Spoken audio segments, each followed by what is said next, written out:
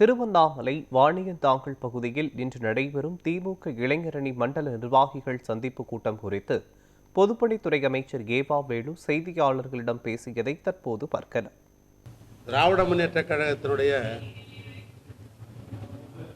பல்வேறு அணிகளில் இளைஞர் அணி என்ற ஒரு அணி, அது ஒரு முன்னணி அணி.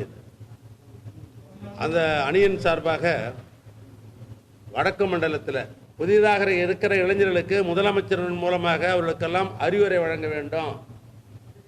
தேர்தல் காலத்தில் இளைஞர் அணி எப்படி தேர்தலை சந்திப்பது என்கிற ஆலோசனையை வழங்க வேண்டும். பல்வேறு மாவட்டத்தில் இருக்கிற தமிழ்நாட்டில் இருக்கிற தாய் கழகத்தினுடைய மாவட்ட கழக செயலாளர்கள், சட்டமன்ற உறுப்பினர்கள், நாடாளுமன்ற உறுப்பினர்கள் ஆகிய உள்ளடக்கிய இந்த இளைஞர் நிர்வாகிகள் சந்திப்பு என்பதை வடக்கு மண்டலத்திலே இருக்கிற நம்முடைய திருவண்ணாமலைக்கு அந்த வாய்ப்பை தந்திருக்கிறார். முதலமைச்சருடைய வாழ்த்துக்களோடு இளைஞர் செயலாளர்கள் நம்முடைய மாவட்டத்துக்கு அந்த வாய்ப்பை தந்திருக்கிறார். எந்த விதமான விதிகளும் மீறாமல் காவல்துறை என்ன சொல்லுகிறதோ அந்த விதிகளுக்கு உட்பட்டு மாண்புமிகு துணை முதலமைச்சர் உதயநிதி அவர்களுடைய தலைமையில் இது சிறப்பாக நடைபெற இருக்கிறது.